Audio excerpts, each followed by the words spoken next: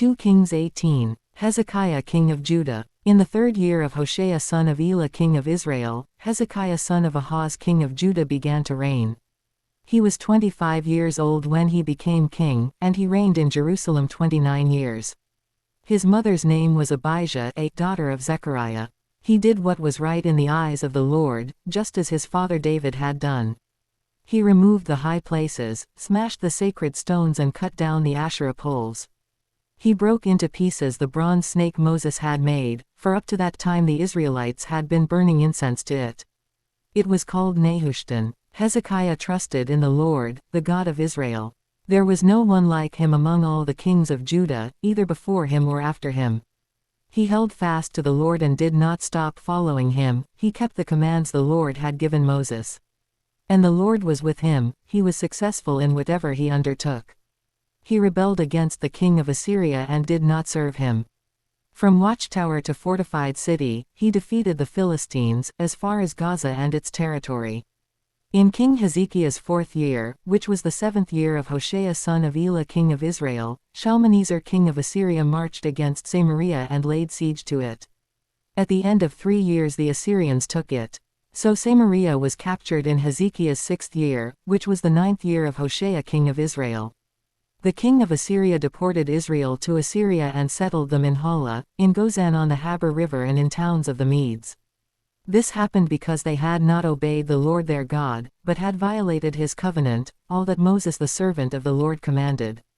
They neither listened to the commands nor carried them out. In the 14th year of King Hezekiah's reign, Sennacherib king of Assyria attacked all the fortified cities of Judah and captured them. So Hezekiah king of Judah sent this message to the king of Assyria at Lachish: I have done wrong. Withdraw from me, and I will pay whatever you demand of me. The king of Assyria exacted from Hezekiah king of Judah 300 talents of silver and 30 talents of gold. So Hezekiah gave him all the silver that was found in the temple of the Lord and in the treasuries of the royal palace. At this time Hezekiah king of Judah stripped off the gold with which he had covered the doors and doorposts of the temple of the Lord, and gave it to the king of Assyria. Sennacherib threatens Jerusalem. The king of Assyria sent his supreme commander, his chief officer and his field commander with a large army, from Lachish to King Hezekiah at Jerusalem. They came up to Jerusalem and stopped at the aqueduct of the upper pool, on the road to the washerman's field. They called for the king, and Eliakim son of Hilkiah the palace administrator, Shebna the secretary, and Joah son of Asaph the recorder went out to them. The field commander said to them, Tell Hezekiah, this is what the great king, the king of Assyria, says. On what are you basing this confidence of yours? You say you have the counsel and the might for war, but you speak only empty words. On whom are you depending, that you rebel against me? Look, I know you are depending on Egypt, that splintered reed of a staff, which pierces the hand of anyone who leans on it. Such is Pharaoh king of Egypt to all who depend on him. But if you say to me, We are depending on the Lord our God, isn't he the one whose high places and altars Hezekiah removed, saying to Judah and Jerusalem, You must worship before this altar in Jerusalem? Come now, make a bargain with my master, the king of Assyria. I will give you 2,000 horses, if you can put riders on them. How can you repulse one officer of the least of my master's officials, even though you are depending on Egypt for chariots and horsemen?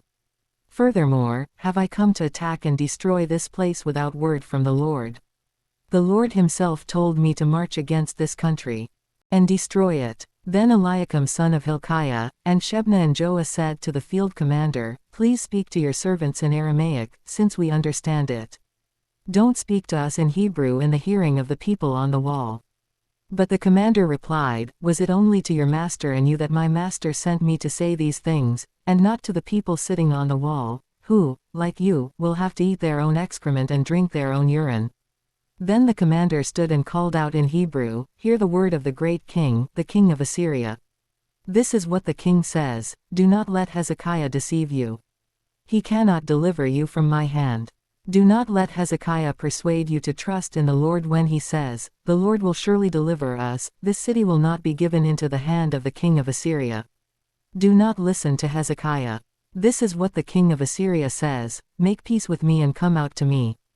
Then each of you will eat fruit from your own vine and fig tree and drink water from your own cistern, until I come and take you to a land like your own, a land of grain and new wine, a land of bread and vineyards, a land of olive trees and honey. Choose life and not death. Do not listen to Hezekiah, for he is misleading you when he says, "The Lord will deliver us." Has the God of any nation ever delivered his land from the hand of the king of Assyria? Where are the gods of Hamath and Arpad? Where are the gods of Sepharvaim, Hena and Ivah? Have they rescued Samaria from my hand? Who of all the gods of these countries has been able to save his land from me? How then can the Lord deliver Jerusalem from my hand?